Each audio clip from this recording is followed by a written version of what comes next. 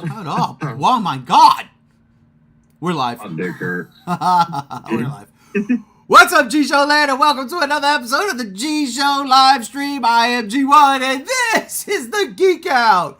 You might be wondering, G1, do you have a pep in your step? No, I do not. No, I do not have a pep in my step right before this glorious 3-day Labor Day weekend, which I can't wait for, but I can. I'm tired. I'm beat up.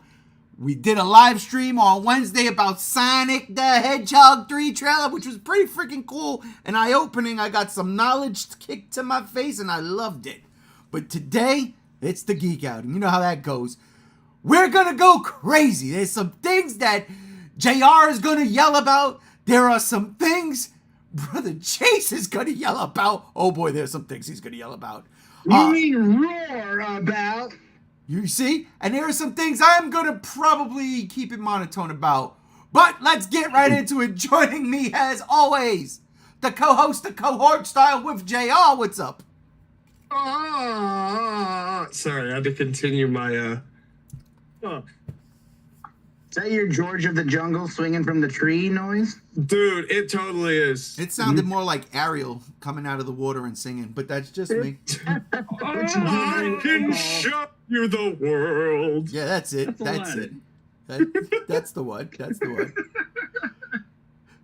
Also with us, he can't wait to be king. It's my right hand when it comes to Godzilla on the Block Party, G73, a.k.a. Megzy, a.k.a. my brother Chase. Yeah, what's up? He's ready. And last and definitely not least, we've got that toy dude. Shit, Rob, I couldn't help it. I'm sorry. Shit, Rob is joining us. Oh, God. No, I'm the toy dude. My dick hurt. What's going on? It's Sunday. Love you. Goodbye. It is so off the rails, and honestly, it hasn't begun. I cannot wait for this one. Actually, now I'm anticipating it. But let's start off with surge pricing, because honestly, we all go to the movies here. We all enjoy a good trip to the theater. All of us do. Oy. And when the good movies are coming out, when Marvel's on fire, when there's great Godzilla content happening, we especially want to go to the movie theaters, see it in the biggest theater possible with as many people as possible, in the most premium theater, like Brother Chase be going to that 4DX shit. He crazy. But now all of a sudden, it seems like Regal is going to start charging extra for peak movie times. What the hell does that even mean? Yeah, what does that? Are you telling me that a Friday 6 p.m. show of Deadpool Wolverine is no longer going to cost me $16? It's going to cost me $38? Come on, man. What's up with that? People work. Yeah. People work in the day. No, it's, that $38 you earn during the day is going to the movie theater at that point. So, I found this out Monday, because I've been wanting to see Deadpool and Wolverine again. And I didn't have anything going on Monday. And my roommate, lack of a better term, fucking blitzed. He was so stoned. And I was like, you know what? I'll pay for both of our tickets, and I can laugh at him laughing at the movie. Because I'm an ass. And I just want to laugh at my roommate. So I look at the tickets, and I'm like, what the fuck's going on? Why is it $25 a ticket? It's Monday, and the next showing's at 6:30 p.m. What's going on? And then I was like, maybe it's just my theater. And I checked the other theater across town in Boise, because I'm in Nampa.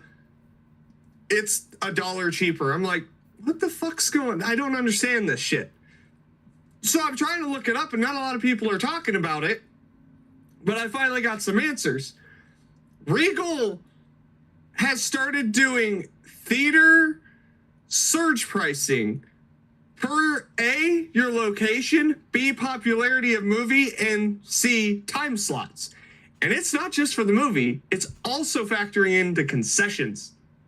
What? So if you go at, like, for instance, see Deadpool and Wolverine right now, it's going to cost you $25 per ticket, and then they raise the concession prices up by 20 to 35%. Why? That doesn't make any sense. Now, it could be to push their stupid fucking $20 a month movie unlimited bullshit, which I thought was going to be a good idea and a good investment, and I was thinking about doing it until I seen this, because what this is doing is just forcing you to do that, but also charging you fees. I'll talk about that shit later, like how it's not truly unlimited. But yeah, surge pricing, it's a thing. And I was confused, so I was like, you know what, this can't be for every movie. So I checked Twisters, which is still in theaters. $18 fucking dollars per ticket.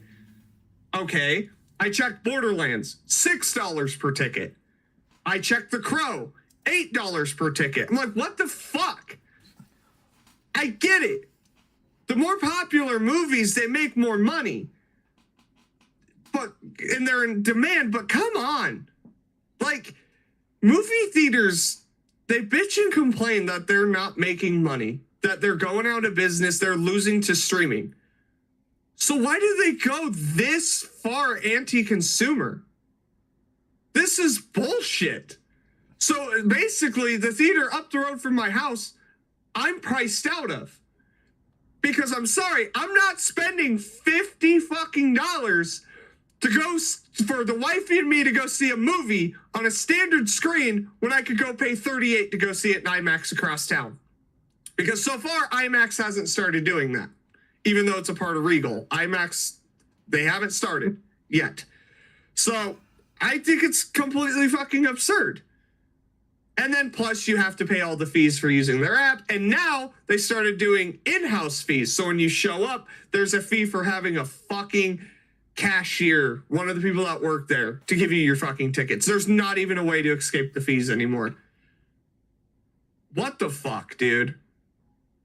Okay, listen. When you said that The Crow and Borderlands were cheaper, I'm looking at something here that's saying, the more popular the movie, the higher the prices at peak times.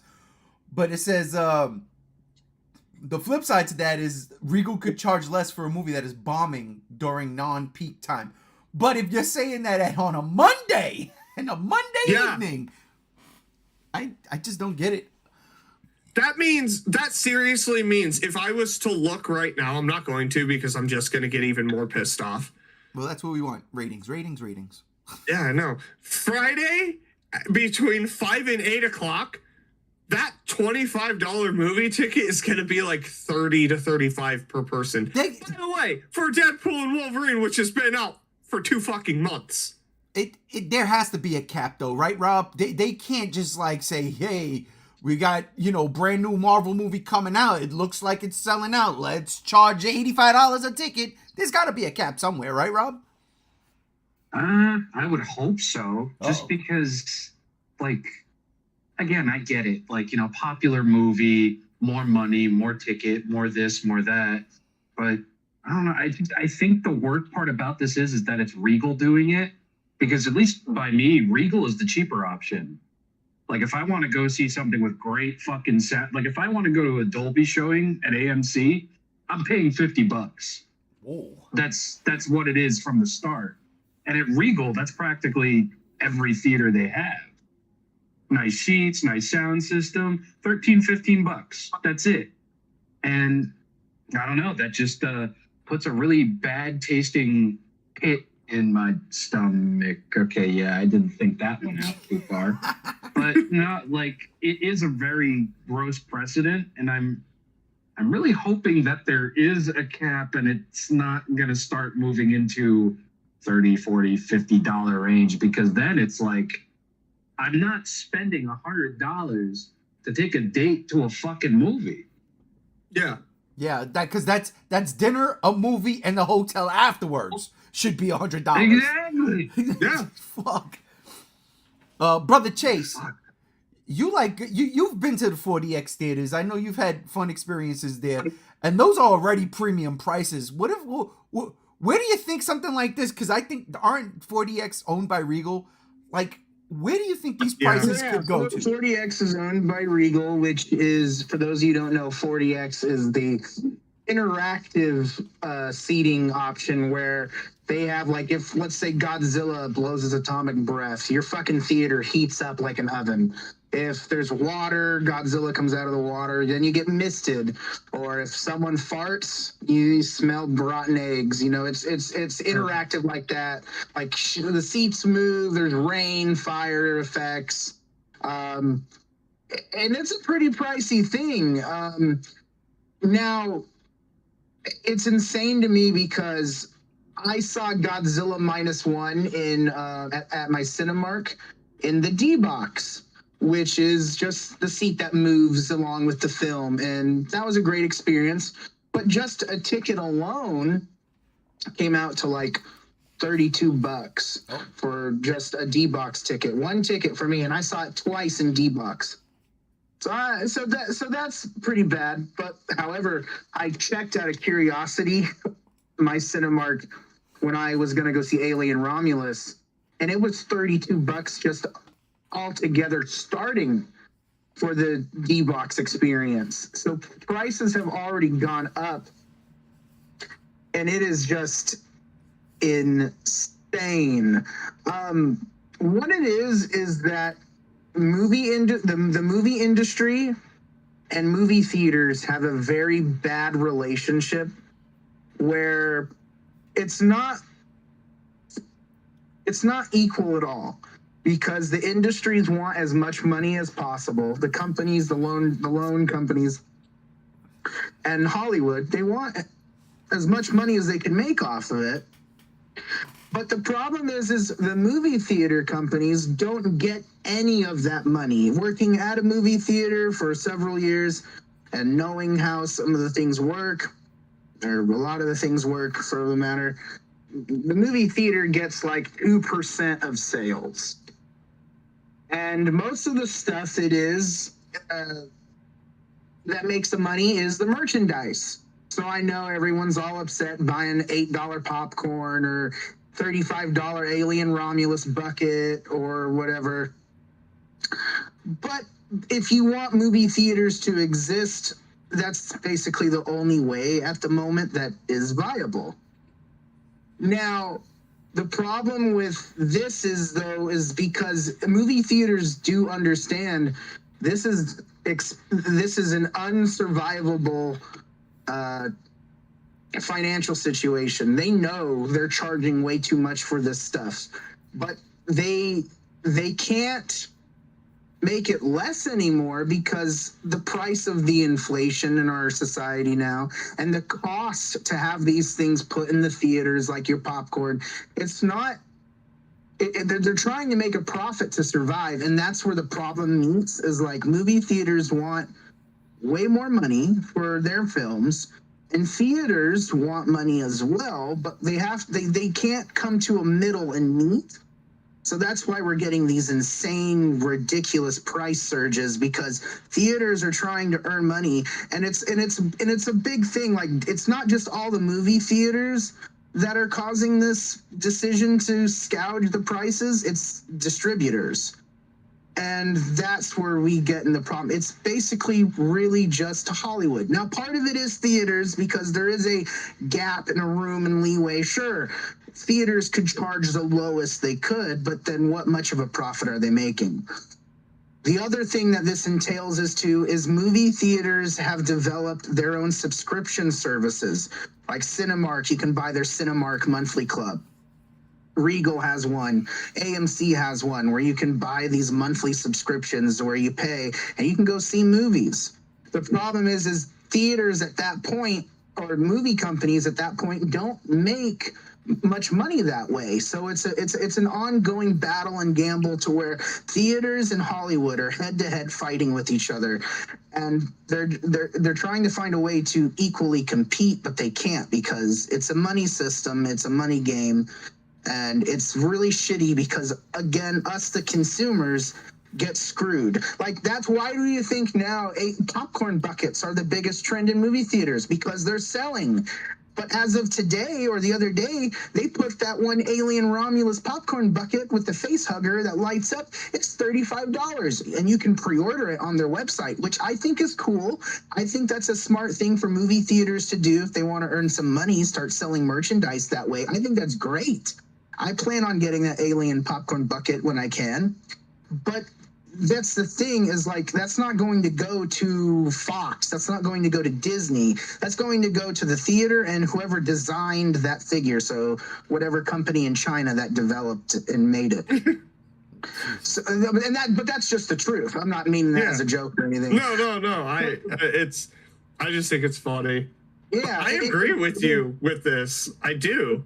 It is funny, but that's just what's sad, is we are in this situation to where Hollywood's becoming too greedy, and the places that showcase these films are trying to find ways to compete to make a profit. Because here's the thing, concessions are too expensive, so they're not making much money, and tickets are also going to be overpriced for that also reason, because they're trying to make somewhat of a profit to survive. But it's all this chaos and just megalomania capitalist bullshit. It's just a very bad business practice that's hurting consumers. And as sad as it is, I don't want to see movie theaters go, but eventually, if it doesn't come to a place where consumers feel like they can afford seeing movies and making it a thing, because that's worth it, then we might not see movie theaters around that much longer anymore. And and it's not our fault.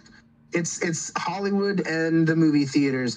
Now, there's a lot of contingencies at place right now. Like Tom Cruise has his own money fund where he's trying to help save movie theaters, and he's putting in billions of dollars because he can afford it. This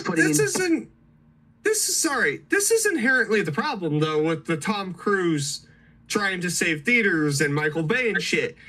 If the theaters are going out, maybe the theaters should start a subscription service where you pay $20 to $40 a month or whatnot. $40? Get out of here. Hear me out.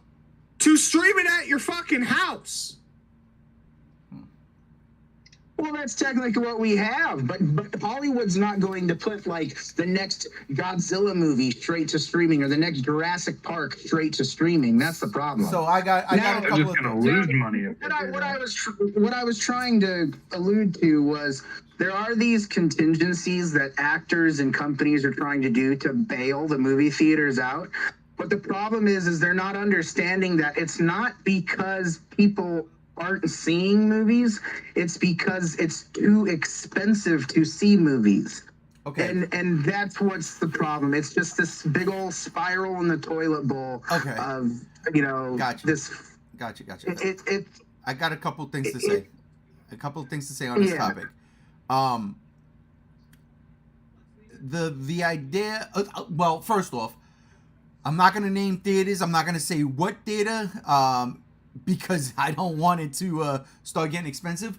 But the theater I go to, my favorite theater out here, to be honest, their prices have not changed. I'll go to their premium theater. It's been the same price. And for whatever reason, and I find this funny, the concessions seem, and I know it's not true, but it doesn't seem like I go in there expecting to spend a lot more than I actually do. And that's buying a souvenir cup, because you know me, I cannot go to a theater for a big movie and not buy a souvenir cup, because that's just how I roll, as much as my wife hates it. So that's that. And I'm not going to say where I go because I don't want it to be jinxed, right? Two, another thing I wanted to talk about. This all seems to be stemmed from COVID and the writer's strike. How these two things have messed with the theater system. COVID obviously shut down movie theaters. Like, everybody started losing money. It was bad. I mean, you just come off of a year that's seen record profits, mega blockbusters with Endgame, the highest grossing movie made of all time, right? And I mean, to an extent, and I'm not, but even fucking The Rise of Skywalker it broke $1 billion, if I'm not mistaken. But it was like, it was a big deal. And then COVID hits and everything gets shut down. Everything is shut down, completely shut down, right? Then they come back. But at this time now, we got these movies streaming on HBO. We got movies streaming everywhere. Netflix is in the streaming service. They're like, yo, you know what? We were going to put this in the movie theaters, but now we got the rights to it. Let's go. Fucking Prime. Everything is streaming now. So now it's like, and Godzilla versus Kong is where I like to go to as like, that's the go-to. It's like, things are getting better here. Not everybody are going to the theaters, but there are people still, now people now are not as afraid to go to the theaters, right? And Godzilla versus Kong, where it was, what that movie was, in my personal opinion, was the one movie to say, okay, you know what? Maybe they didn't make their money back, but it streamed day one on HBO, and yet it made money at the box office. Yeah. Now, if the streaming wasn't there, right, it probably makes more money at the box office, but that was it. And it's not because it was a Godzilla movie, but it was like, that was the big one, right? Then the writer's strike happens, and again, we go down this dark fucking path of nothing good is coming out. Right now, we've way past the corner of COVID. We're pretty much past right now the schlock we got during the writer's strike. We're seeing better movies. So now it, to me, feels like these theaters are like, well, they're coming back. The movies are looking better. They're getting better. Premium prices on everything. On a standard movie screen, premium price. No, wait, what? Like Rob said earlier, you go to the Dolby out here ain't $50, my man. Like, it's about 20, 21 maybe. But I fucking love it. I love it. It's just too far. I'd rather go to something closer with something just as good. Yeah. And that's how I look at it. I'm like, do I see a reason? Chase, you were making a good point where the movie studios make more money off the dollar in the theater than the theater does. So does this mean the surge pricing for the theaters is that profit goes to theaters? I'm confused as to the extra charge of, now we got to charge you a small percent for the guy taking your ticket. Yeah, I mean, but that's always been a thing. No, it's always been a thing. That's how they keep people in their employment. What it is also, for one, it's also varied where you live because of property taxes. But that's the other thing too, is we're not just paying for the movie price. The part of that, like 2% that movies make or movie theaters make, that goes into the taxes the theaters have to pay. That's what a thing is too. So it's all, inflation based as well. It's always, it's just more ways of, so let's say, give an example. Let's say you pay $20 for a movie ticket. That might not be like exactly straight up just for the movie ticket. That could be for, let's say, part of that goes to the lights for the theater. Part of that goes to the property tax. The theaters have to pay also rent, for the warehouse fees. So there's a lot of things in the price of the ticket that goes into a side of just the film. So it's just a problem of, trying to incorporate that to a fair price for the consumer. But then again, that's why distributing companies get mad and like, okay, well, you're going to have to raise your price ticket because we want more money from the consumer, which is why we're in this spot where, like, if now you get off work at 6 o'clock and go to an 8 o'clock show on a Friday, you're going to be paying 10, 20%, 15% more for the ticket than you normally do. And that's where people are getting, that's where it gets to the point of like, this is the problem. But again, and that's where it's going to turn people off, and then streaming wins. And I have to back a Regal app on the Xbox or the PlayStation where you can just fucking, you know what? Deadpool Wolverine just came out in theaters and on this fucking app. It's $25 fucking dollars to rent it for one viewing. You can have as many people as you want. And you can't tell me that's not straight profit to Regal. Because it is. But they They would may have have to pay a licensing fee, but that's fucking it. They don't got to pay no property tax for you to stream it at home. So yeah, you might be right. There may be a future where movie theaters have their own streaming services.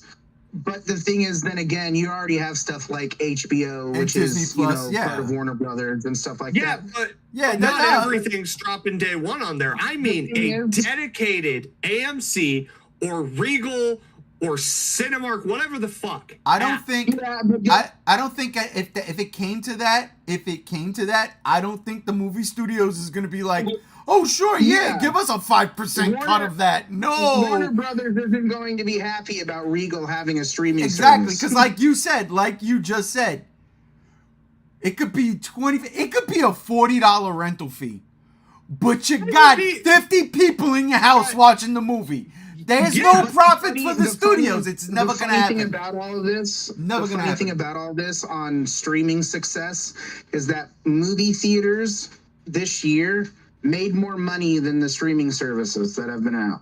Yeah. To be That's fair, what the big talk is like streaming services aren't as viable as they thought because now people are wanting to go back to the theaters if they can. To be Also, fair, the big problem is the movie theater market is so cluttered with movies so fast now.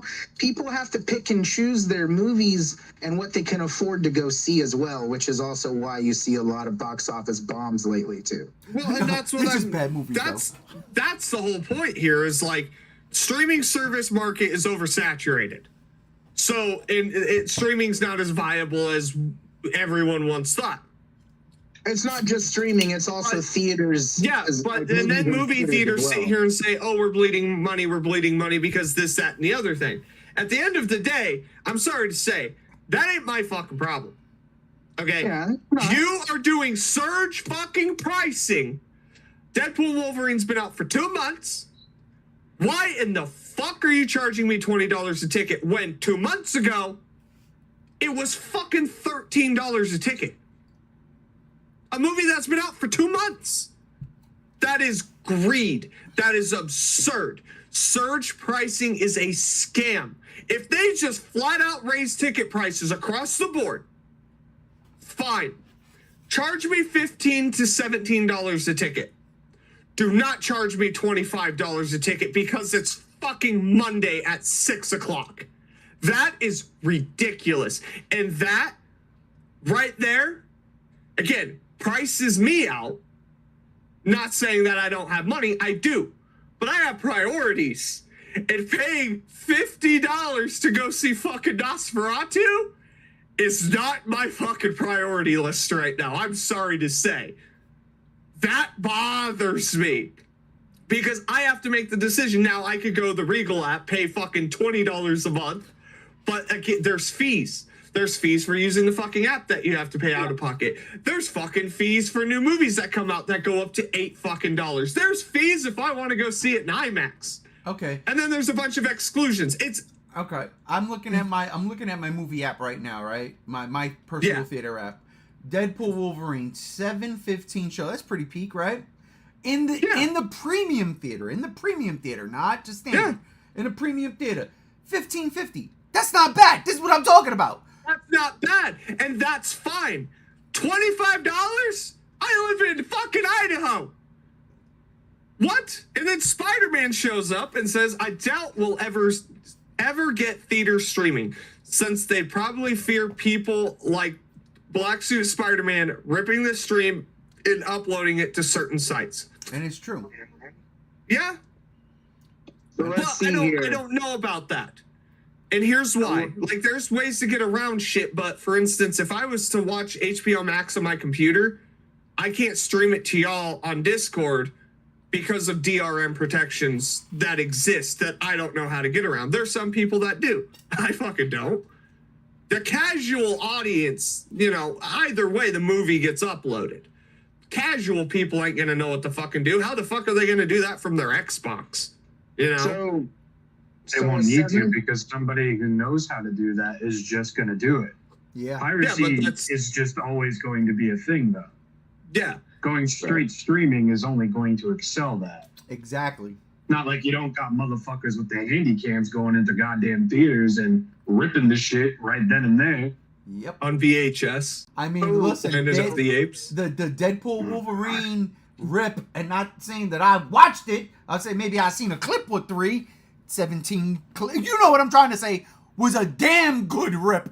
Damn good. I said, oh shit, they got the movie early? And then I seen somebody get up. I go, oh shit, that's from the fucking theater? And I'm like, yeah, technology is there. Technology. So I just checked my theater just for the shits of it. 7:30 standard premium or whatever. $17 for a 7:30 show tonight. That's ridiculous. I'll check right now. Romulus rip saved money. Spider-Man? I swear to God. Not for nothing. At a standard price, that's kind of crazy. On a standard price. That's what I'm saying. See, I'm about to check my time. Let's do Deadpool and Wolverine. Here, in Nampa, where I live, at 7:10 we have a showing. The standard. Loading. Give it a second. $18.95 right now. Okay, wait. Real quick. Because my theater does this now. My theater app did this. It's weird. I'm not saying this is what you're doing either. My theater app, when I go to check the seats and shit, it automatically tacks on 2 seats. Like it automatically. So I'm like, wait, why does this just say $31? And I look, oh, because they gave me 2 seats. Fuck these motherfuckers. So the Regal app, you have to choose your seats. Right now, quantity 1. Well, yeah. Price plus booking fee, $15.99 for the ticket. $1.89 for the tax, and then an addition, or that's for the fee, and then an additional $1.07 for taxes. $18.95. So $19 on a for one ticket. On a standard screen, I disagree because it's absurd. I had a premium screen. And let me tell you, $15. The one in Boise, the one across town, because the pricing's fucking different, and this pisses me off even more. Oh no, it's the same. Wow, they changed that. Let me check IMAX real quick for $6.40. Now I'm getting angry again. I swear to God, like I wasn't gonna fucking freak out, but this pisses me off. Dude, I'm freaking the fuck out, dude. IMAX is $24. IMAX is fucking $24. No, it didn't even go up. Yeah, it's the same fucking price for IMAX. What? Must be nice. What? So it's the same price for fucking IMAX? Yeah, you're gonna charge me almost the fucking same price for a standard screen? Are you high? Yes. What the fuck, dude? At that point, I hope they go out of fucking business. Fuck theaters. Fuck you, Regal. I'll go to the one fucking Cinemark I have because those chairs are fucking leather, reclined, seated, heated, and I could drink a beer. I'm mad at Regal when they got rid of the Coca-Cola products and they gave us Pepsi products because they don't have cherry Pepsi. And I'm like, dude, cherry Coke was the best thing. I'll go to a Regal to get me some cherry Coke, motherfucker. I don't care about your popcorn. Just give me the cherry Coke. Then they got rid of it. I was like, all right, you know what? Fuck you. And then you got Spider-Man. My local theater I go to costs $28.49 for a standard ticket to Deadpool x Wolverine. IMAX is $33. So that's the whole thing right there. Why is this so much for a standard fucking screen, yet it's literally a couple bucks more for IMAX? What's the fucking point of going to a standard showing? You could just go to IMAX. For a couple bucks more. I will say this, as somebody who has recently started going back to standard screens because the prices are better. It's about the crowd size. And oh man, maybe that's me showing my age. But it's about the crowd size. I went to see Alien Romulus and there were probably like 15 to 18 people in a 300 seat theater. Nice and spaced. Spread your legs, kick back, relax. Ticket cost me what? $8? $9? Yeah. I was like, yeah, I'm good. This is perfect. Yeah, no. Yeah, it was because I caught a Thursday 3:00 show. Yeah. Thursday And 3 that's o'clock the thing. show in It's a not standard. just Regal that's doing it. Apparently AMC tried it and fucking abandoned it. AMC tested it and abandoned it. Well, AMC has Regal something did though. it. The AMC though, they have that thing, and I think this works because I get frustrated. I'll be on the line looking at these motherfuckers side eye, like for real. They have that AMC pass, whatever the hell it's called, where you can go get. You just walk in, get your concessions. I'm like, yo, we've been waiting on this fucking line for 3 fucking minutes. Yeah. This girl keeps going over there to the express line. What are you doing? No, what are we doing? But, yo, homegirl, take care of the motherfucker in front of you. Please, please, just pour his fucking soda. Give him his fucking popcorn. Give him his Alien Romulus popcorn bucket. Just fucking move! So that's how Cinemark's doing it too. Well, I don't know. My Cinemark, and I'm not saying that that's where I go, but the theater I go to, that shit flows. You go in, you get your shit, but again, maybe it's because, and here's the difference, and I got to look at it like this for a couple minutes, like not for a couple minutes, but just the outlook is different. The theaters I go to are normally in casinos. So you don't have a lot of people going to those theaters. Now, that's not to say that Avengers Endgame, fucking Star Wars, Deadpool Wolverine wasn't packed. I saw Deadpool Wolverine not on the premium screen. Did I? No, I didn't. I went to the standard theater. Me and the lady went to the standard theater, and the standard theater was fucking mobbed opening day. Mobbed. I didn't pay a premium price. I didn't pay an inflated price. I paid 2 standard tickets. The shit cost me $22 for me and my wife tickets. You know? And that's what I love. And the sound is good. The screen is good. The theater size is good. It was fantastic. But yeah, I think the AMC, that was my beef with the AMC. It's that they make their money hitting people off with early access to the fucking giant pretzels that AMC be selling. God, those pretzels are good too. Shit. But another thing to note is AMC is the biggest theater chain that's in bankruptcy right now too. Oh yeah, that's because Cobble Hill Cinema, I don't even know who owns that anymore. I hope it's still Cobble Hill. I don't know. That just makes me, because I just found out there's a couple mom pop theaters that still exist here that play these movies, and they're cheaper now. The mom pop shop theaters are cheaper than fucking Regal. Well, absolutely. I'll just go to those. The problem with mom and pop theaters is they can't legally show movies out right now unless they pay a shit ton of money. But they do here. That's the thing. There's one theater called The Egyptian in downtown Boise that shows the newest fucking movies. Yeah, we got the Mayan out here. Shit. We got the Mayan out here. So it's like, I'll just fucking go to The Egyptian. I've never been there. It's downtown Boise. I fucking hate downtown. I'll go there and save money and support local fucking businesses then. Fine. All right. Regal, you don't want my money. I understand. I get it. You hate money. All right. Fine. We've been on this topic for about 15 to almost 20 minutes longer than I wanted to be honest with you. I know, I'm sorry. Fuck Regal and their surge prices. I don't go to Regal theaters anyway. I could care less about Regal. The Regal out here, the one I used to go to because it was really close, it was fine. It was cool. I liked it. It felt like an old school movie theater, kind of like the picture I have up on the thumbnail here. It felt like a movie theater, like just classic movie theater. But the Regal in the casino I go to, yeah, nah, man, we're good. We can go there when my wife just wants a popcorn fix. Go in, buy popcorn, And along with your secondhand smoke. get back. Are you telling me? No, because the casino's upstairs and the theater's downstairs, so I don't have to deal with that, which is great. Oh, hey, that's right. That's Are you right. telling me that's where they went to get the popcorn? That's exactly where they went to get the popcorn. Oh my fucking god, that's hilarious. They went to the Regal, bro. They I just knew go that in. popcorn tasted familiar. What the fuck?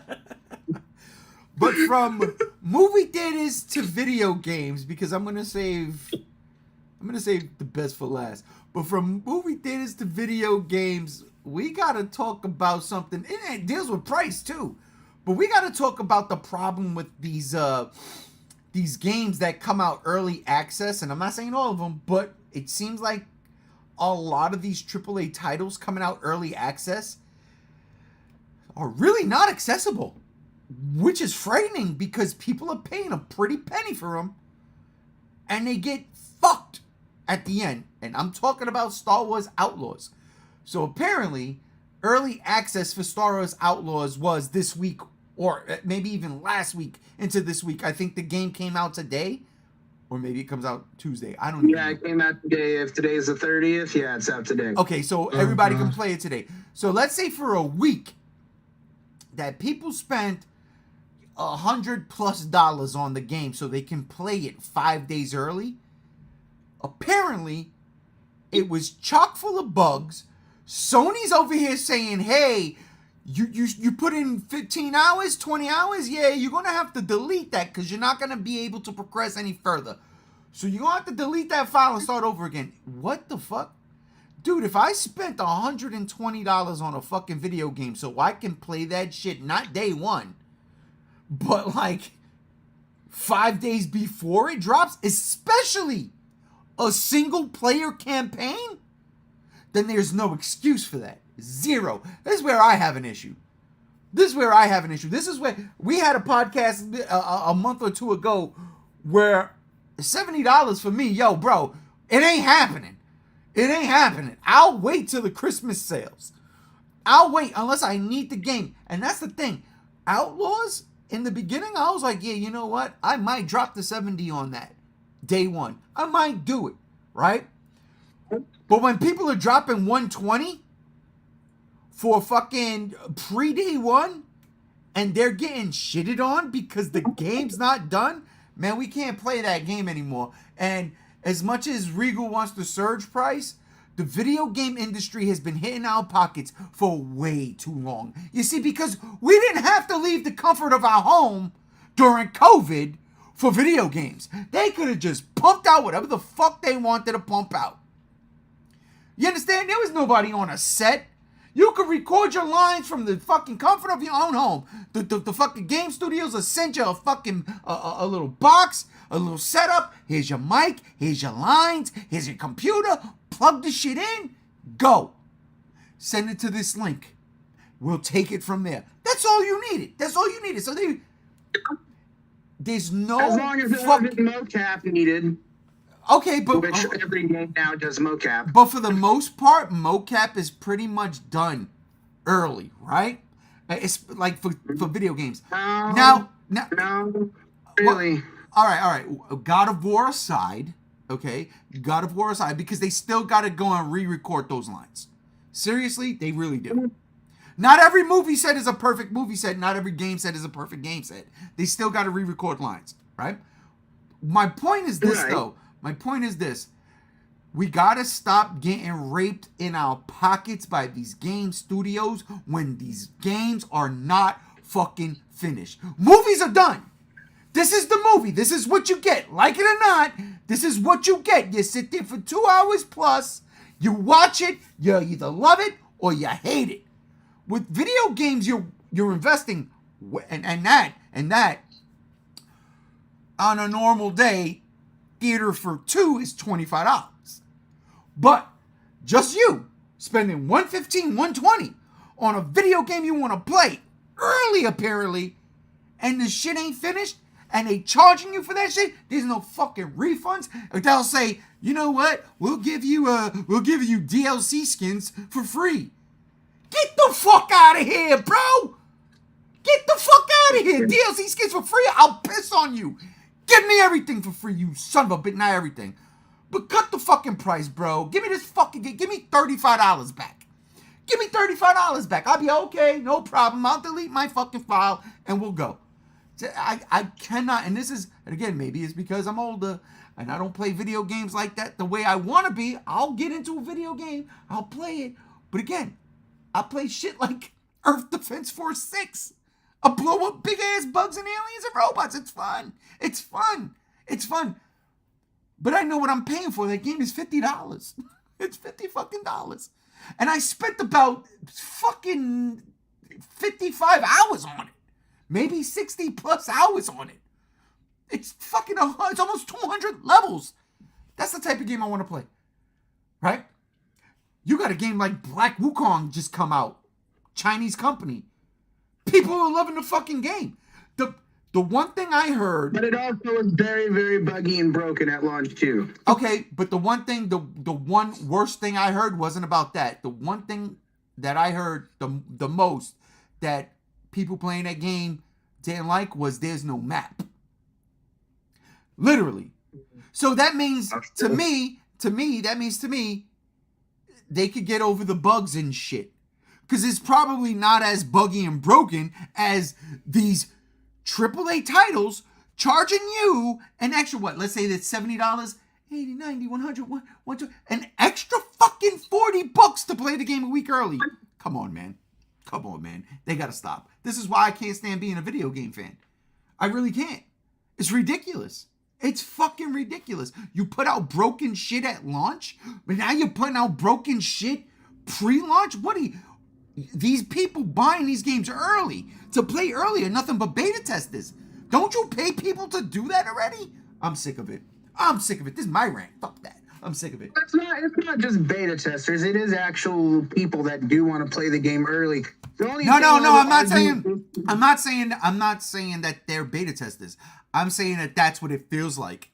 They're beta testing for 1 week. The thing is you in a way you are exactly right, because when video games do early access, there usually is and should be. I don't know the case for Outlaws because I'm not going to buy it at full price. I'm going to wait, but usually there's a disclaimer that says, hey, this game is still in early access. It does not mean you're getting the finished game.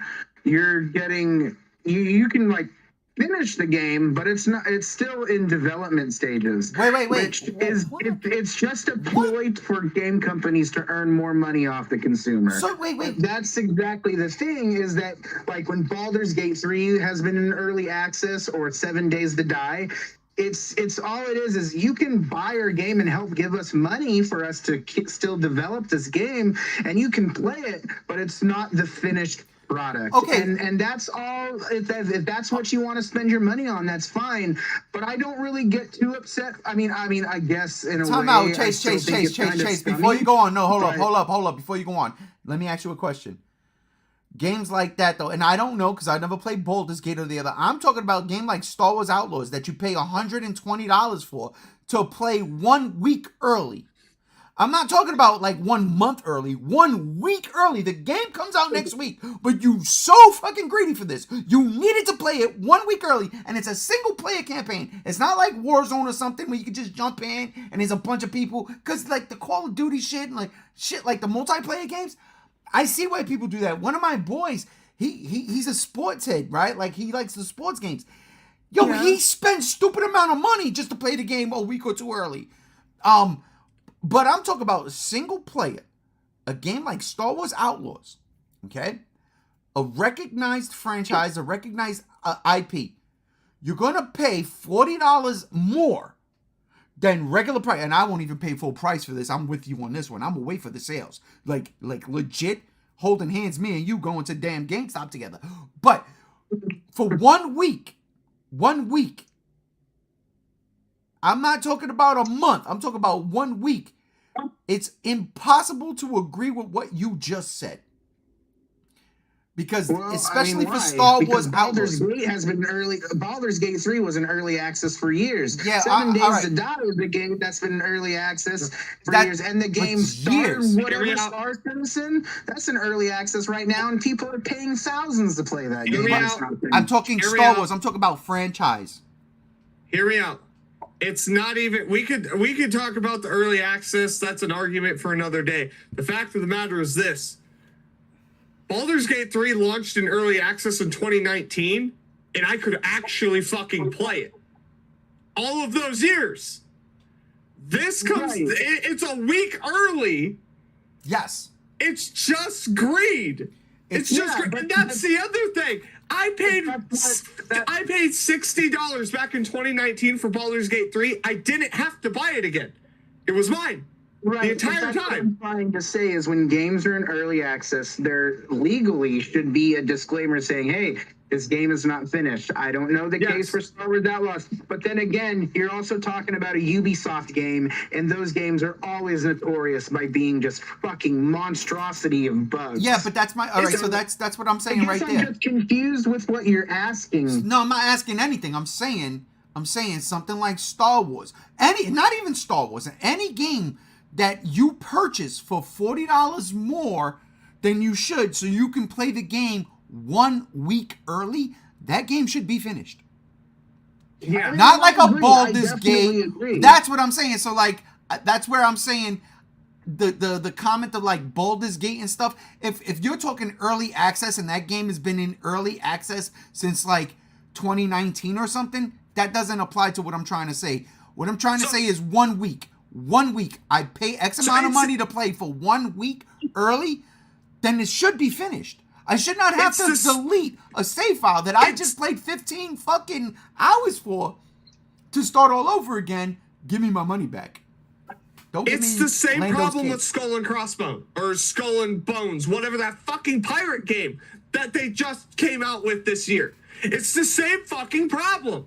The quadruple and triple A games? Yes. Oh my god. It's Ubisoft. Did they really say that? Yeah. Yeah, the CEO of Ubisoft. He said it was like actually like an eight-tuple game, like whatever the fuck that means. Like he said, like it's more than a AAA game. No, that game this is that's crazy. This is what French asshole. They're terrible. This is what's gonna happen. With this game is what's gonna happen with Skull and Bones. It's gonna flop. They're gonna be like, we'll fix it, and then they don't fix it and they fucking abandon it. That's already happened with Skull and Fuck Off Pirates. It's gonna happen here. Because Ubisoft got the money up front. Why should they care? I don't know if it's gonna happen here because it's Star Wars. Right. And also EA spent years fixing what was it, Battlefront 2. But that was the thing. EA did it and DICE did it on a good faith. They fixed it on good faith, and that game, listen, say what you fucking want. That's a good game. It's not. That is a damn It's good not. game now. There's no story mode. But they fixed it 6 months after it came out. It wasn't riddled with fucking bugs. They had to remove microtransactions. Yeah, This shit true. riddled with game-breaking bugs. That's gonna take years to fix.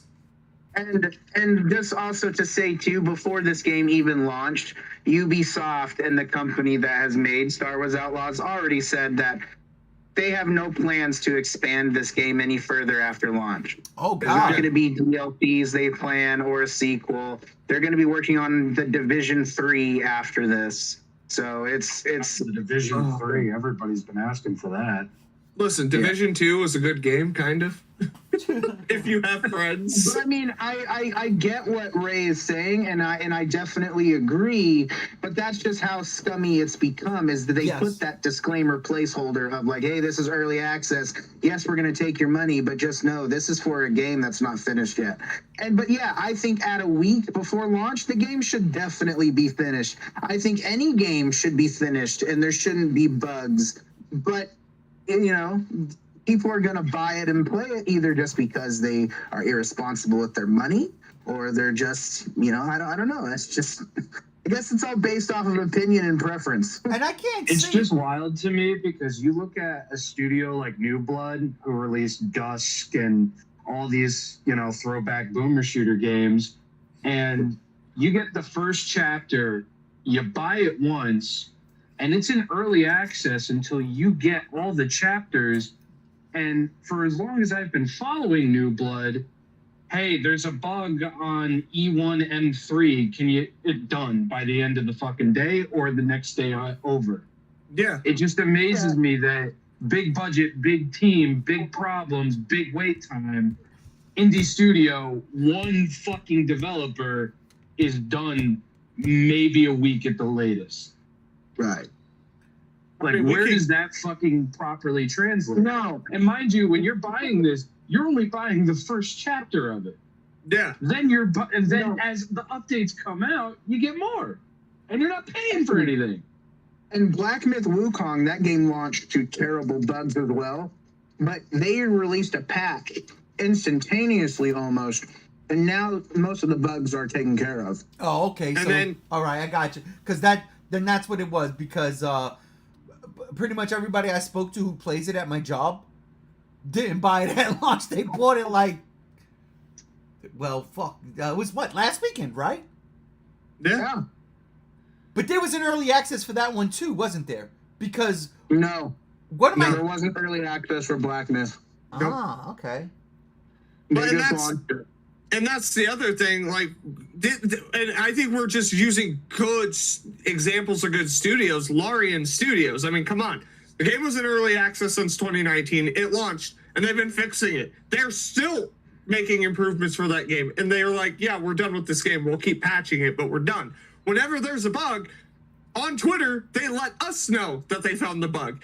Not us letting them know. They're like, hey, we know what's fucking wrong. We're fixing it. And then it's fixed 2 to 3 days later. These are good fucking studios that have faith and passion for their games and products. I do not get that here. I don't. I think Ubisoft doesn't give a fuck. Well, wasn't Ubisoft also talking about something like, oh my God, Chase, was it me and you talking about this? Who was it talking? We were talking about Ubisoft pretty much shitting on the fucking gaming industry. Not even the gaming industry, the consumers. Oh my God. Yeah. Recently. Saying that we'll never own our games and we'll have to accept it. That's it. Oh, come on, man. Yeah. So you want us to accept your shitty product? Fuck you. No. Sounds like I'm renting I'm Star Wars concerned Outlaws. when it comes to Ubisoft, unless you're making a new Rayman game, I really don't give a shit about what the fuck you're doing. Yeah. Rayman, my man. That's my guy. And what's weird is I bought Riders Republic, which is an Ubisoft game. It's just, a fuck around game. You get to snowboard, ski, jet ski, BMX bike, mountain bike, do whatever the fuck you want, skateboard. That game is fun. They're no longer going to start supporting that game. And they claim because it doesn't make them enough money in microtransactions. His exact words were, consumers have become so used to owning their games, they need to move on and be okay with digital services. Absolutely fucking atrocious to say. Yeah, get fucked. You swarmy piece of shit. Here, let me go play the Peter Jackson 2005 King Kong that was developed by Ubisoft. I own it physically. And you tell me I'm entitled for owning these games? Fuck you. Let me ask a question. Yeah. I paid for these fucking games. I own them. It shouldn't matter the way I buy them. Real quick, I think Spider-Man's in my head. The last Ubisoft game I bought was Peter Jackson's King Kong. I'm surprised people still buy Ubisoft games. No, Ubi shit games. Ubi shit games, yes. I mean, you have the never-ending cycle of Assassin's Creed games that get rebooted every 3 games. They're not even Assassin's Creed, and they haven't been since Origins. They're open-world RPGs. I fucking can't stand them anymore. Yeah, I used to love terrible. Assassin's Creed, and now I can't play them. It's terrible. I loved Far Cry, but I can't even play Far Cry anymore. It's just becoming the same shit. It's the same skin of a. It's the same shit of a game, but just a different skin. It's fucking terrible. Thanks for reminding me. I have Far Cry 6. I need to play that. And I bought it for Giancarlo, whatever his name is, Espinosa or whatever.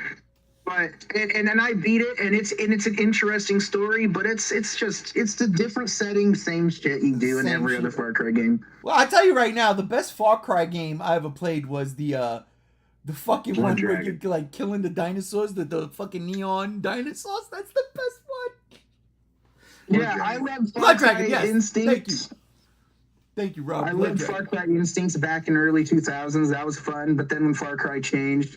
I loved Far Cry 3, but yeah. I do. I can't lie. I did enjoy me some Far Cry. And literally the first one is dare I say, Far Cry from the rest of the series. Because that was just the standard fucking alien shooter, right? Like in the jungle. I was like, oh shit, it's Predator. But Far Cry 2 was cool. I dug it. I didn't think I would, but I really did like it. Far Cry 3, I agree with you, Chase. Man, that was a fucking great game.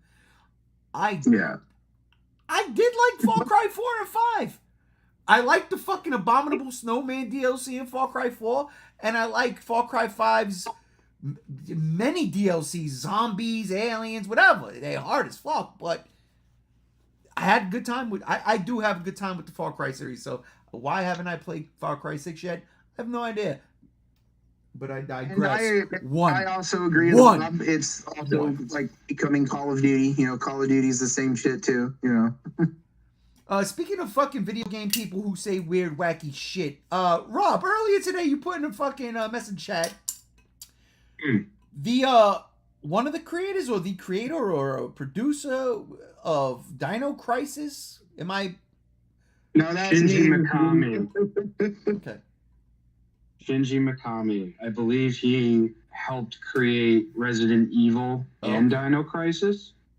So, yeah. So basically, he said there's no room in the gaming world right now for Dino Crisis when Monster Hunter exists. Oh, fuck you. Yeah. And, again, like I said, I love and respect the man because he's still going. He's made classics and everything, but this is probably the most uninformed opinion I've ever heard in my entire life. That's like saying you can't have apple pie because mac and cheese exists. Yeah. Like Monster Hunter and Dino Crisis are two different kinds of fucking games.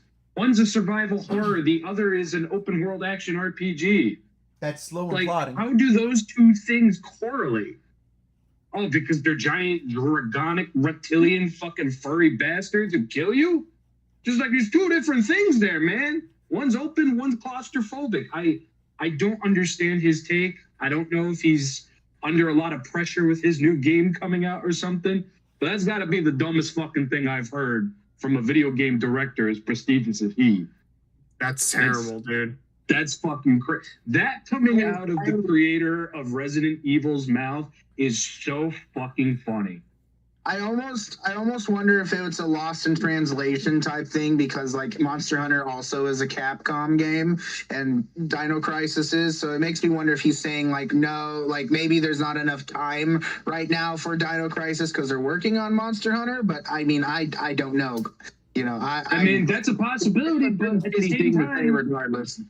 At the same time, you're Capcom. You're the biggest you've been in ages right now. Yes. You're gonna tell me that a team can't make a fucking Dino Crisis remake? Spider-Man says that makes no sense to me whatsoever. Right.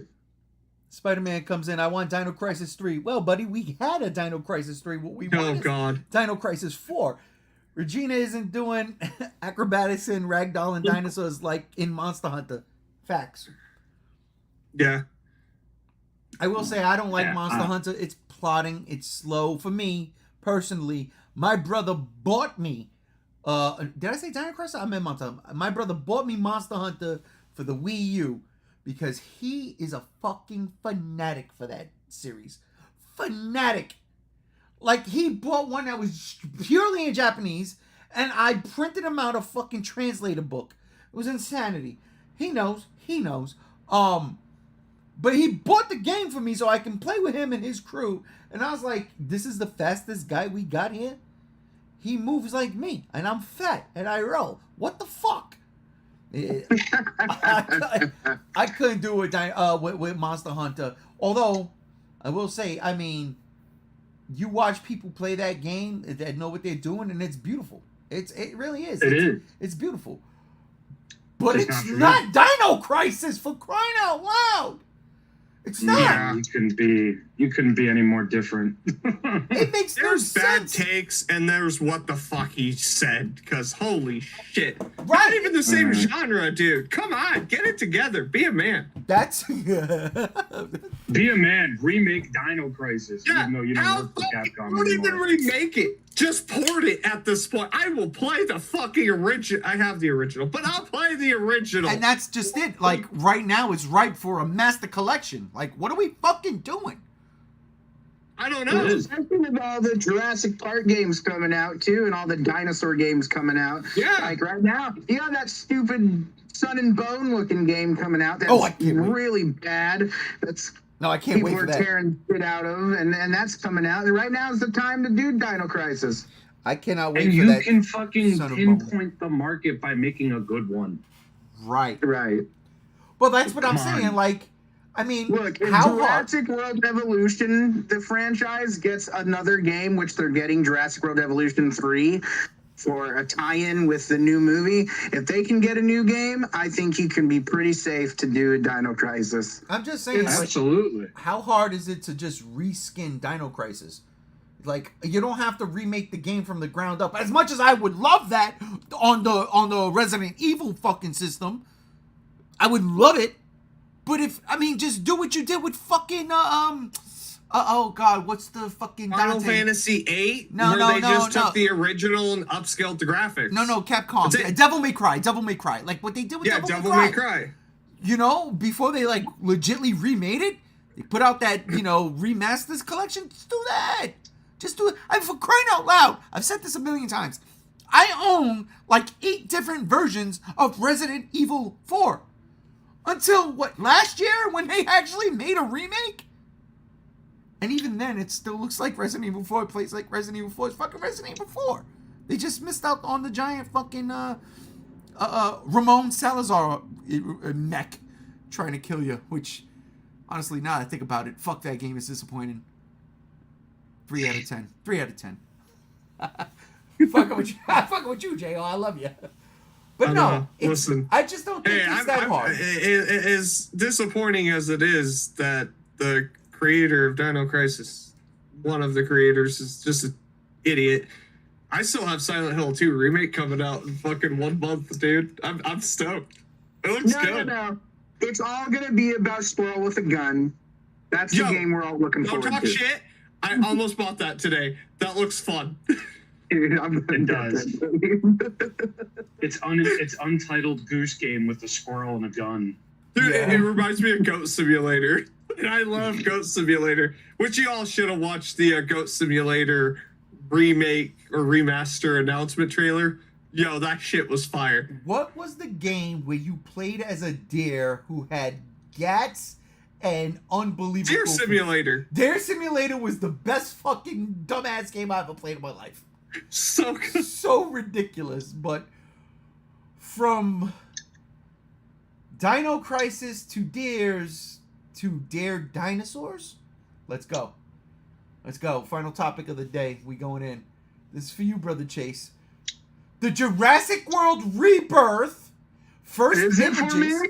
Yeah, it is. The first images have surfaced. We've seen Scarlett Johansson playing Zora. Definitely not Jor-El. Bennett.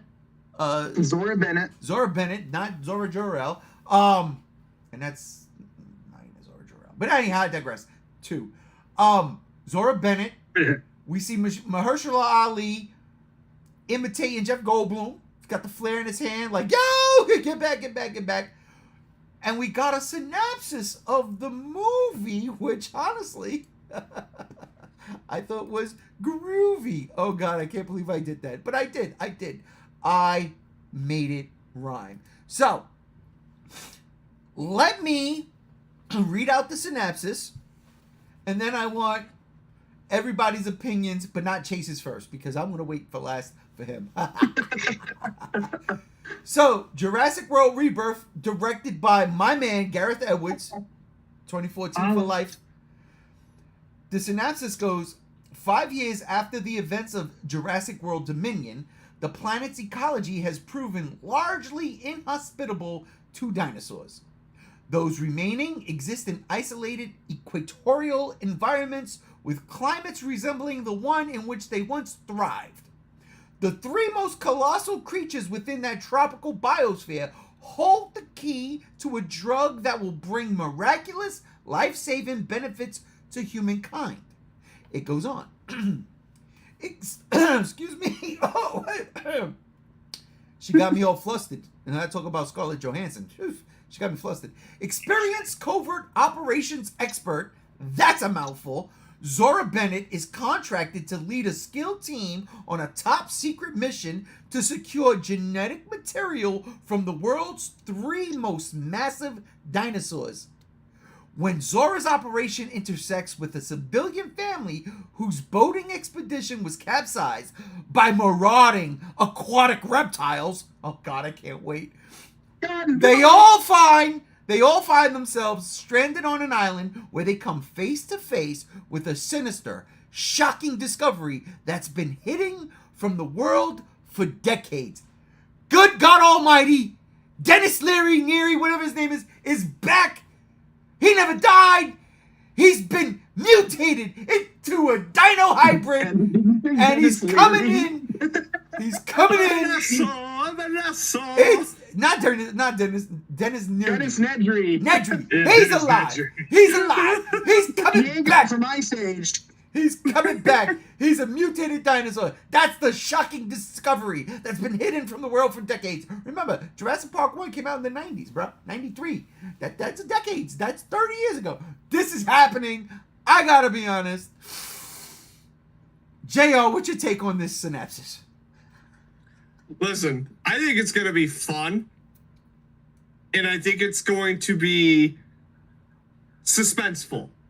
That's something that's been missing from the Jurassic Park movies, dare I say, since the original. I love The Lost World personally. It's my favorite one. That's what I want to hear right in now. some instances, yes. But, yeah, I like it. It gives me, like, the synopsis. It kind of reminds me of Dino Crisis for some reason. Leave me alone. A man can hope. But I like it. I like it. I'm not against it. And you know what? It's something new, but it's not too far.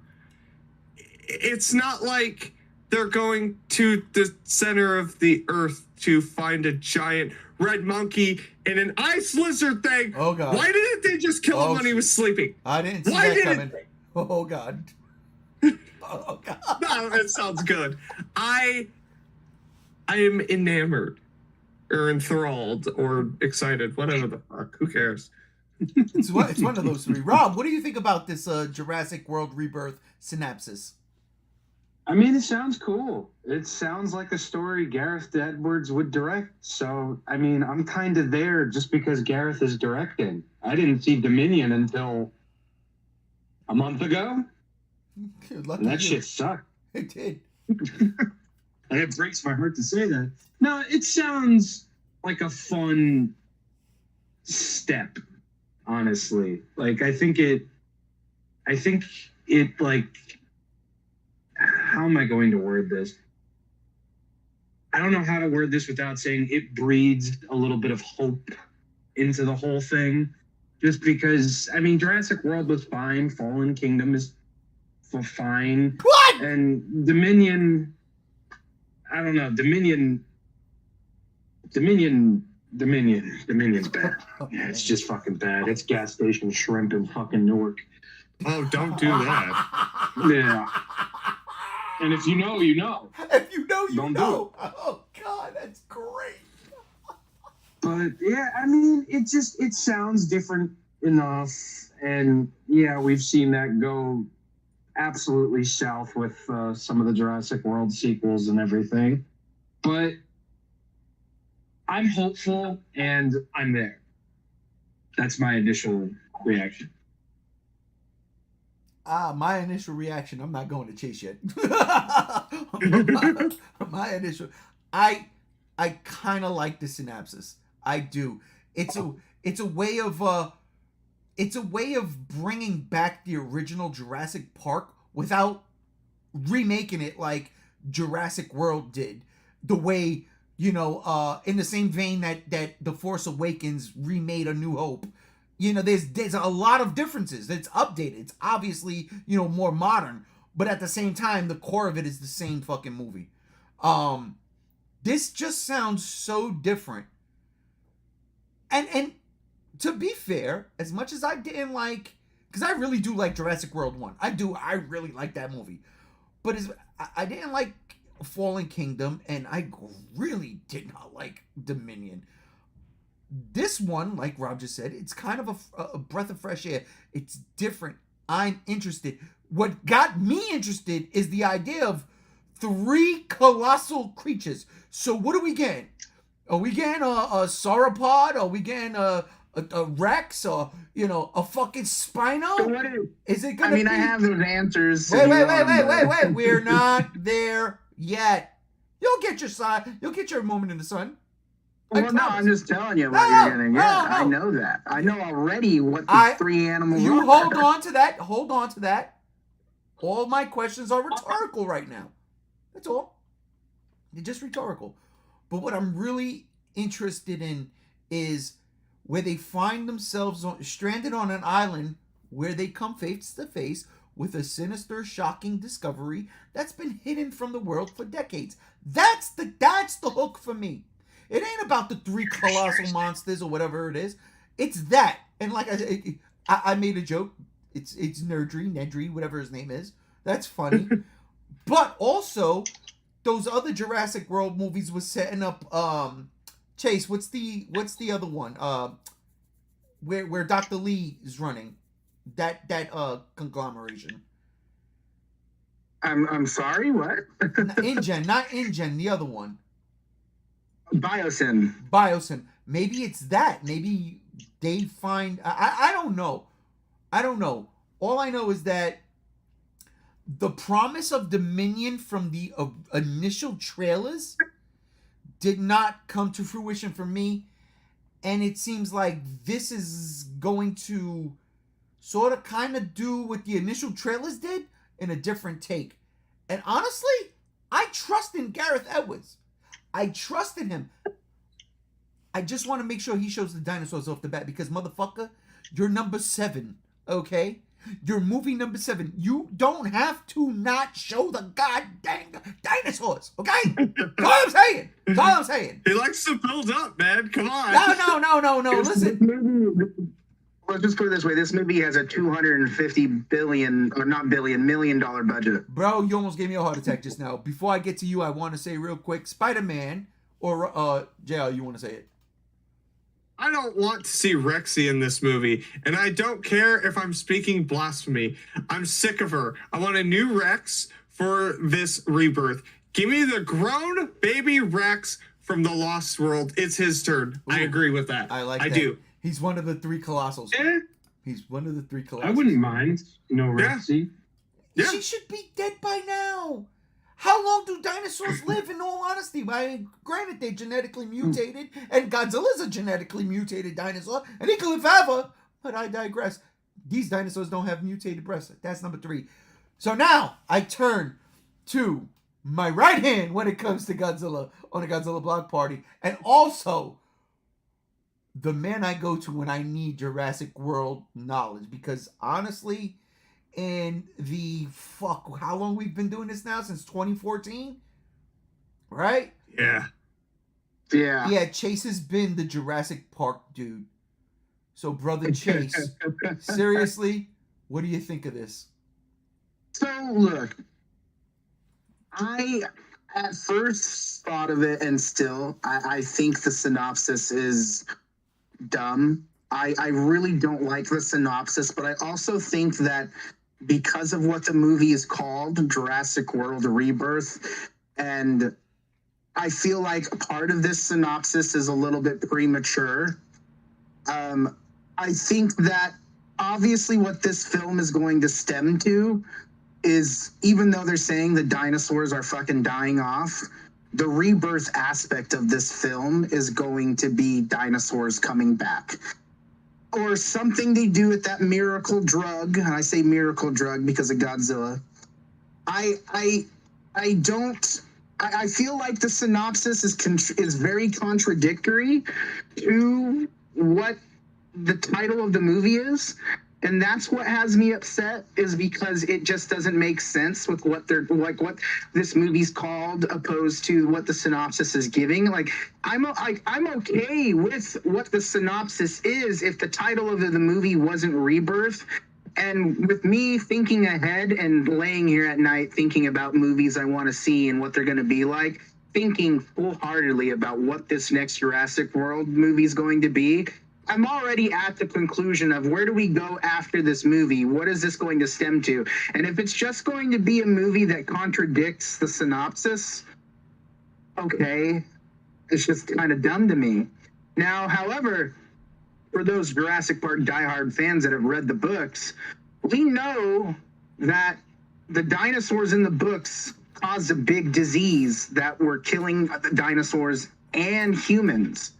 It's called like DV or something like that. It was like a disease, like almost like the Saurian flu or the avian flu. Wait, like the flu from Planet of the Apes in the remake that wiped out. Exactly. That was written it was hearkened to in the Crichton's Lost World book, I believe, if I remember right, because he didn't write Jurassic Park 3. So yeah, it was Lost World. So this synopsis, it isn't something that's not like I'm surprised by. It sounds like to me it's just really premature, and maybe they shouldn't have put this out just yet. They should have waited to hide the synopsis until we've gotten a trailer. And that's basically where I'm at, is even though I feel like, because I thought Jurassic World 2015 was so stupid of an idea. I'm like, really? You're going back to the island and you're going to do the same thing? And exactly that's happened. Basically the same thing happened, just different. Same movie. And I thought it was, and I thought at the front of it, it was stupid. But then when I saw that movie, I loved it. Absolutely loved it. And that's how I feel now, is like, this movie sounds fucking stupid. But I could be surprised, and it might be one of the coolest Jurassic Park movies or Jurassic World movies they're making. Now, tearing apart the teaser images they put out, we are on one of InGen's islands. It's either going to be Site C, which is something that they've only talked briefly about in the movies that we have not seen. It's either going to be Nublar again or Sorna, because what they're doing is they're absolutely retconning what Trevorrow set up, and I think they're doing that for a revitalization of the franchise. They're wanting to figure out how can we make more films after this, because they're saying that this is supposed to be the spawn of a new trilogy. Wait, let me ask you a question. Wasn't one of those islands destroyed in Fallen Kingdom? Yeah, Fallen Kingdom Nublar gets glazed by the lava. So how could they even do that? They can't retcon that. It says 5 years after the events of Jurassic World. We don't know exactly, do we? No, well, why would they retcon that? Listen, they were saying that's what they're doing. They were saying they couldn't send the dinosaurs in Fallen Kingdom to Site B because there was apparently another volcano there. They don't know what the fuck they're doing. But that's what I've been trying to say, is like, they're retconning everything, because Trevorrow set up that, now we've reached the point where dinosaurs can coexist with humanity. Well, now they're taking that away.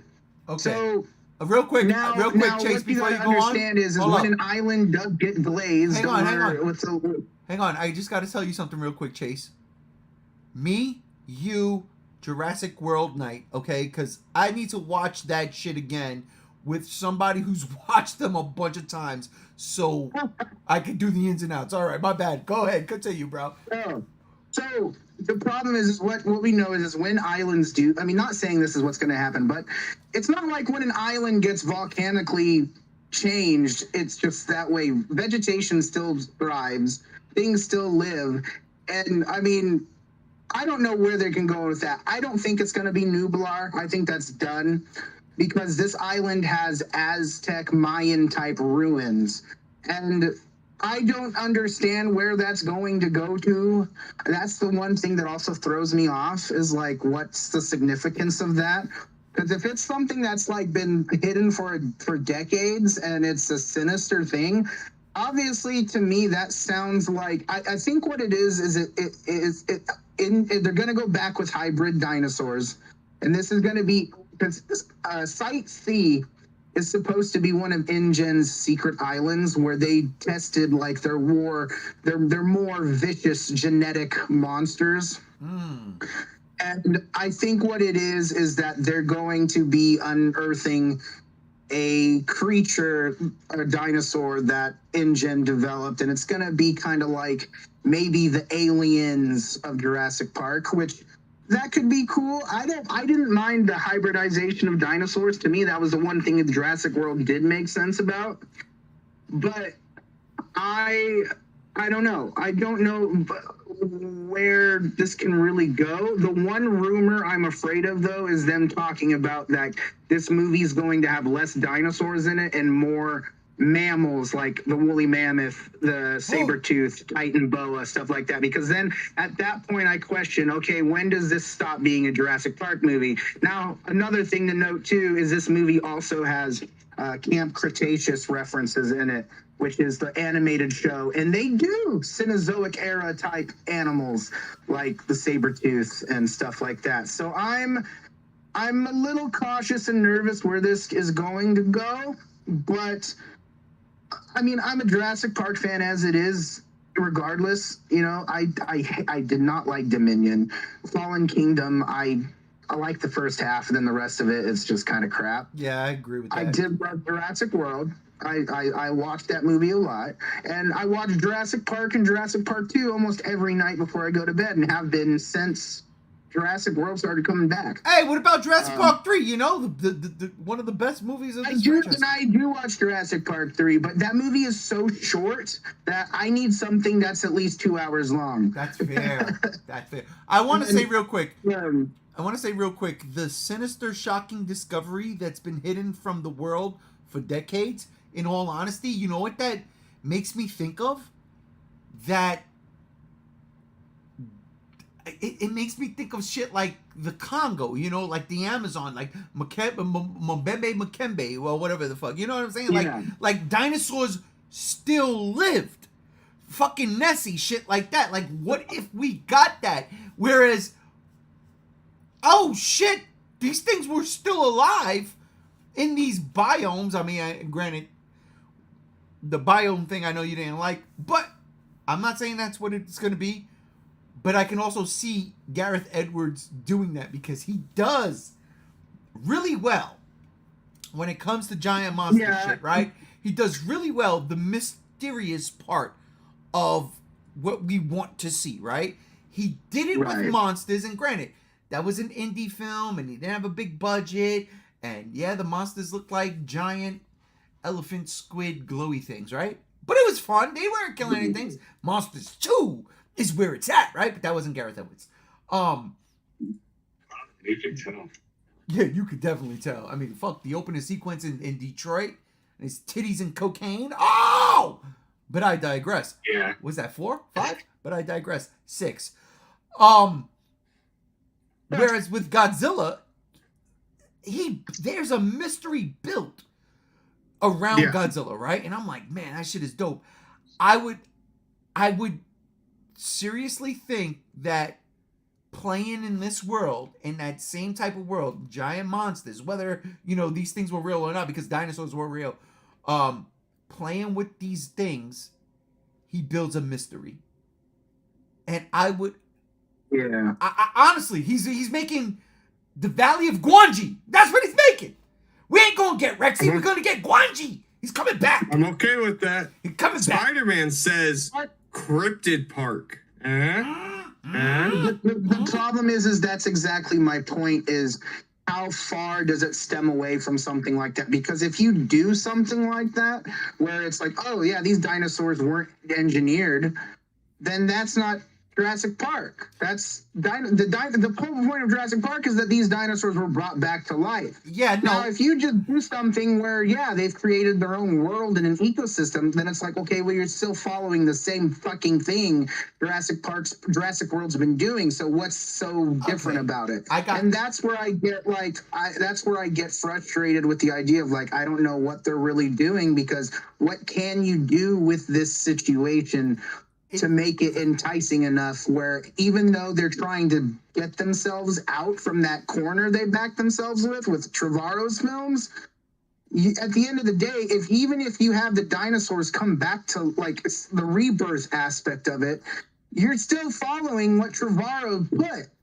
So it's just, to me, it's just, I feel like this is just still a very messy situation that doesn't have any like concrete basis. It sounds really silly to me, but you know, like I said, I will wait for that trailer and see what happens, you know, and hopefully be excited for it. But at the moment, I think it's dumb, and I know the consensus right now, everybody thinks it's also kind of dumb, that I've been seeing all around social media. Well, I don't think it's dumb. I don't know, but we'll see. It's not the full consensus.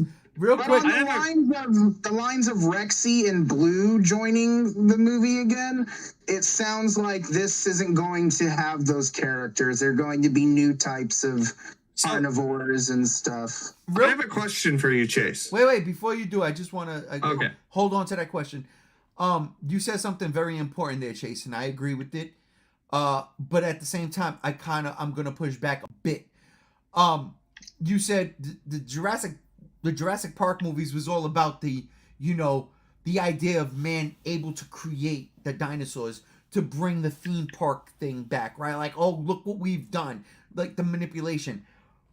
Whereas I look at it like the same way Dr. Grant saw it for the first time. That reaction that Alan Grant does when he sees the dinosaur for the first time in Jurassic Park 1 is everybody's reaction in 1993 who was in the theaters, who saw that movie. And we saw the trailers, we saw the dinosaurs, we saw them.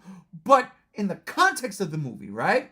It's like, oh my God, they did this. So, that being said, what I'm trying to say is, yes, the spirit of Jurassic World might be the genetic mutation, the genetically engineered dinosaurs. But for me, Dr. Grant's, and honestly, this is how it marked the movie. His reaction to seeing a dinosaur, it doesn't matter how it came to be, the fact that it's there is an oh my God moment. So that, in that regard, this is where my pushback comes in, is could you imagine, and in terms of the story in the movie, in this universe, they've seen dinosaurs already, right?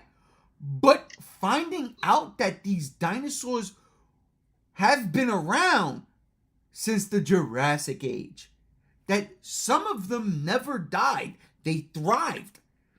And Alex Hammond didn't need to fucking create. But he did it. He cracked the code and they did. But there are still dinosaurs alive. Maybe that is where they're trying to get, this miracle drug from.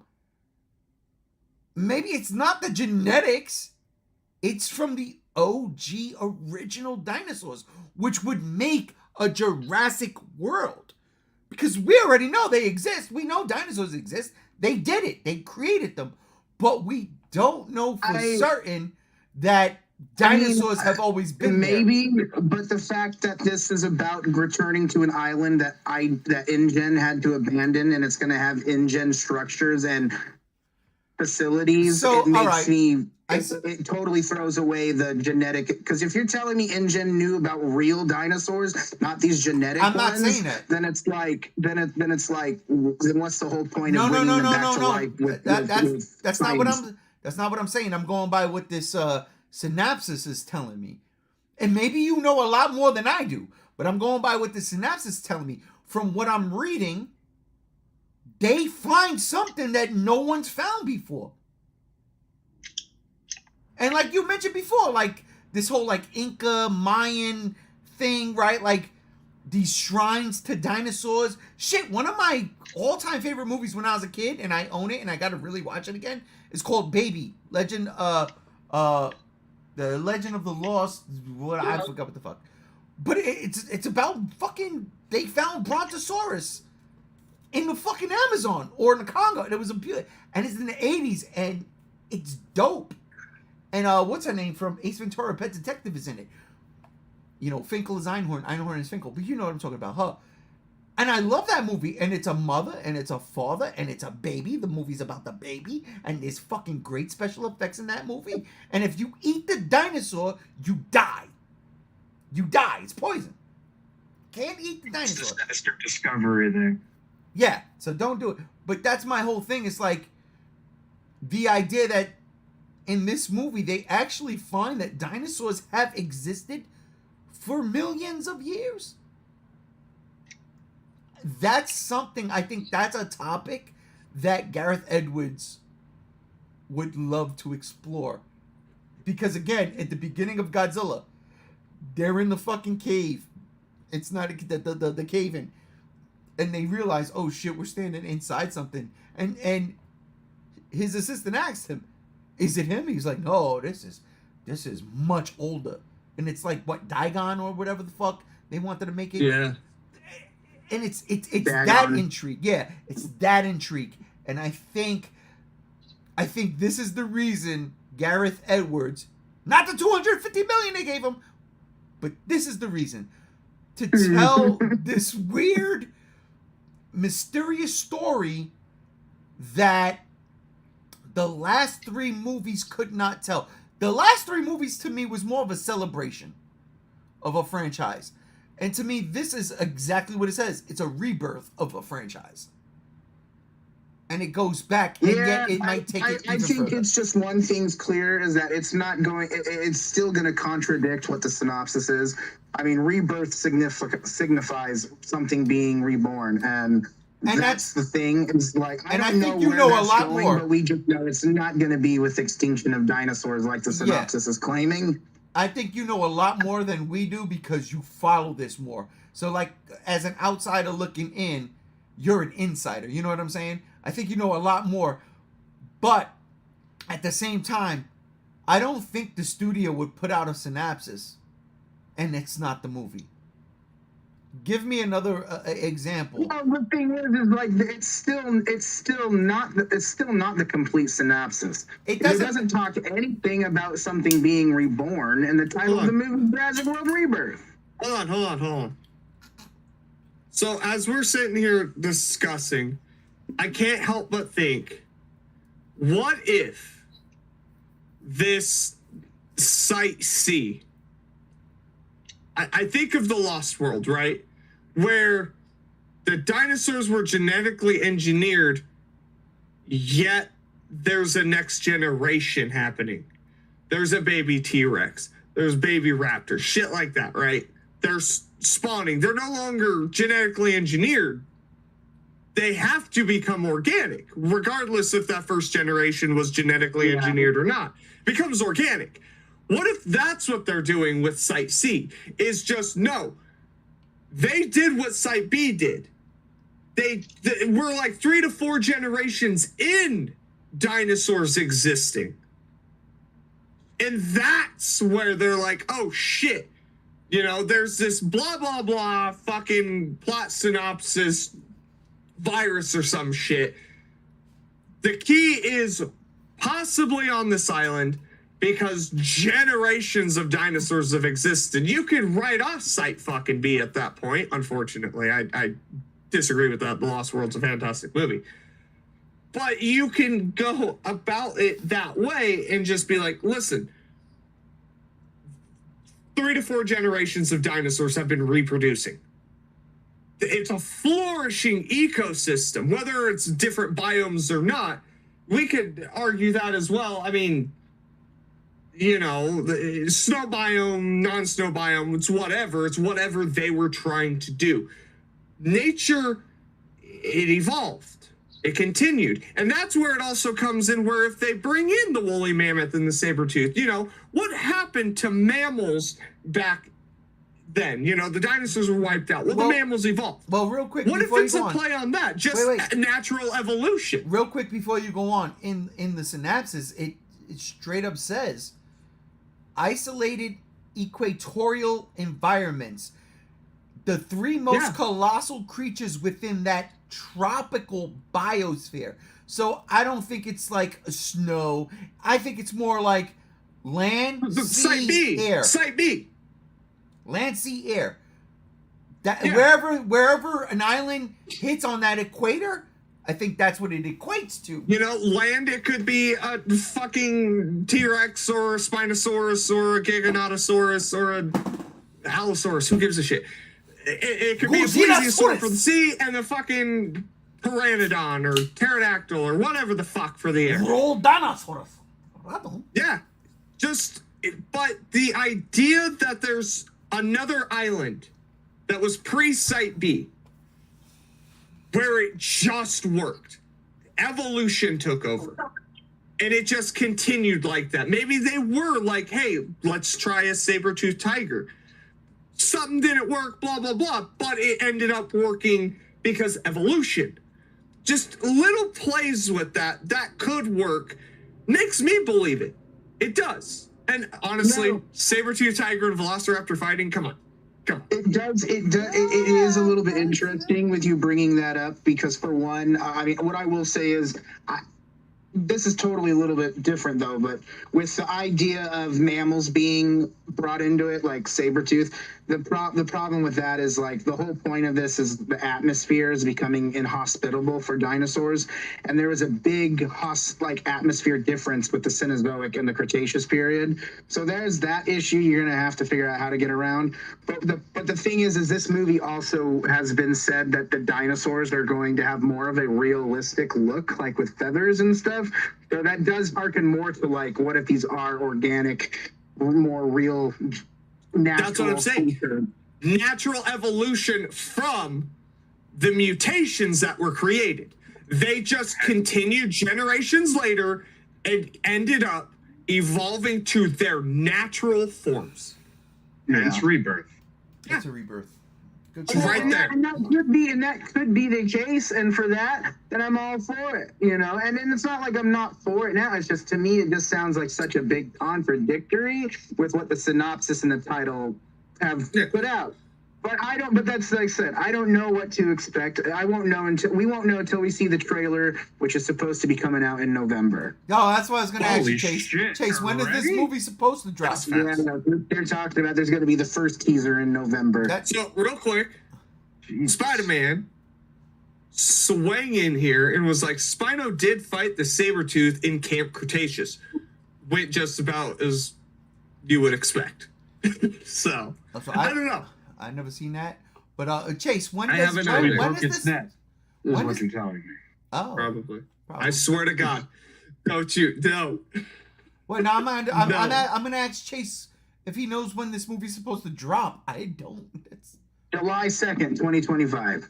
Oh, next year. Yeah, okay. Wow, and Which they're is dropping a 10 trailer. years of another dinosaur movie coming out called Primitive War, which is going to be the pure successor to Carnosaur. I'm okay with that. That Okay. movie, real quick. It's actually based off of the book series that's going around, a comic series, and it actually sounds really fucking cool. Listen, to me, that's the spiritual cousin to Overlord. Yeah, that's a good example. Yeah. Yeah. But you know what's crazy? Is there's this resurgence of dinosaurs, and the creator of Resident Evil and Dino Crisis says there's no place for dinosaur games like Dino Crisis. What the fuck? That was the Dino point. Crisis has put us in a crisis, okay? That was the point I wanted to make into segue into this, but then that shit went off the rails, and I was like, I gotta think of something quick. But no. All right, what I will say is that I am excited to see Scarlett Johansson in a lead role of, saving these civilian families and children and fighting dinosaurs. I was just Not in a thinking in a Marvel good movie. way. Yeah. It's crazy because reading this synopsis kind of feels like a conglomeration of all of the movies, especially like the original ones, put together. Like the Jurassic Yeah. You Park mean movies. it's going to be the alien Romulus of the Jurassic movies? No, I'm not saying. Oh, but damn, that's a good one. No. What I'm saying is like the idea of a civilian family whose boating expedition was capsized by marauding aquatic reptiles, which right there leads me to believe the Loch Ness Monster, baby! Give me the plesiosaurs! Please. You don't understand. Why can't I see regular I understand that the mosasaur is this giant thing that eats great white sharks and Spinosauruses every now and then, even though I don't do, not Spinosauruses, what was that? Dominic's Rex. Right. Yeah, all right, well, that's fine. Whatever. But you know what? Pablo Rex.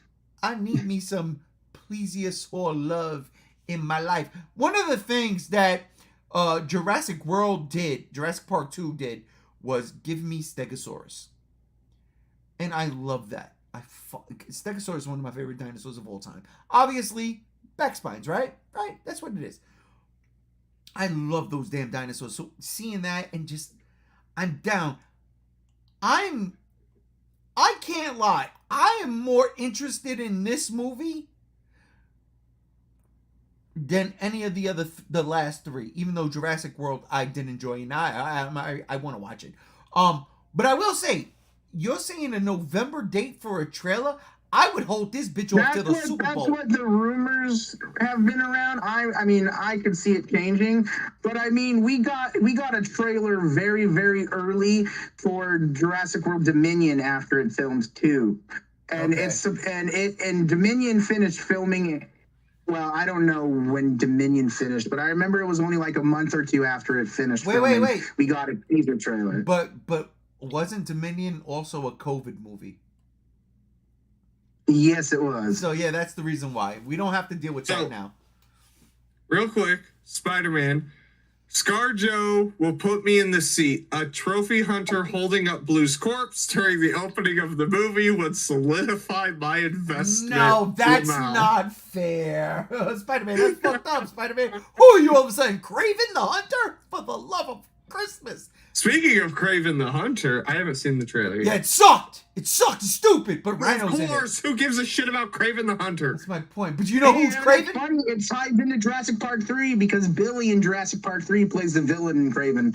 Oh yeah, it also ties into Godzilla 2014 because Craven Hunter is none other than Ford Brody. Oh my god. It ties into Bullet Train. Tangerine! Holy shit, Tangerine! wait! Oh man, speaking of bullet trains and off the fucking rails, I gotta love it. I am looking forward to Jurassic World Rebirth. I really am. I can't lie. If a trailer comes out in November, let's just say November 3rd, that would be insanity. That would be insanity. Because I'm calling it right now.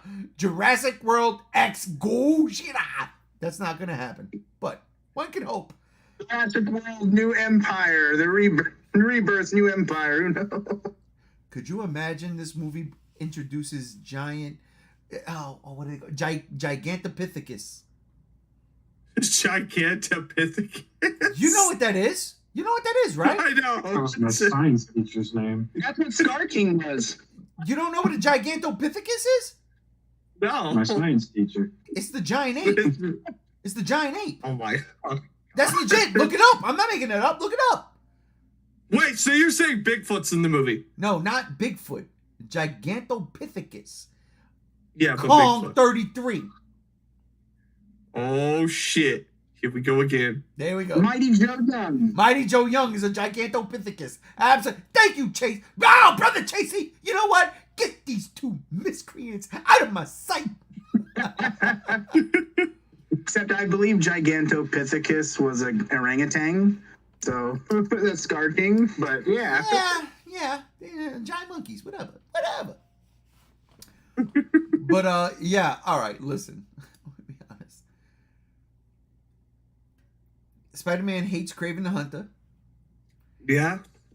And To be fair, I it's believe- Spider-Man. I believe, yeah, it's true. That is true. To be fair, it is Spider-Man. Yeah, try to bury him. And Spider-Man says it's a Suko. I believe that's what he's talking about when I say Gigantopithecus. Look it up. I ain't making it up. Go to the History Channel. There's billions of documentaries. All I'm saying is this. That'll do it for this episode of the Geek Out. The Geek Out. I was about to say Godzilla Block Party. I got caught up in the moment. I want to thank everybody here for joining us. So, starting with you, JR, thank you for joining. Yeah, it was good. It's good. Fuck Regal. It was good. Fuck Regal. I want to thank you, Brother Chase, for joining. Yeah, I mean, I guess the last thing I'll say is we'll see if the next Jurassic World's life finds a way. Oh. That was actually Damn, really that's good. That was really Fuck. good. Oh, fuck, that was good. That was good. My nipples are hard. Fuck. Brother Fantastic. Rob, thank you for joining us. Always a joy, always a pleasure. No matter the subject, you know this. Good God. And- Oh, nice haircut, by the way, Rob. Oh, thank you. Oh yeah, I was gonna comment about that off screen. But if You see his anybody haircut? What the fuck? if anybody wants to see Rob's brand new haircut, just go follow that toy dude at Shin Rob Jera.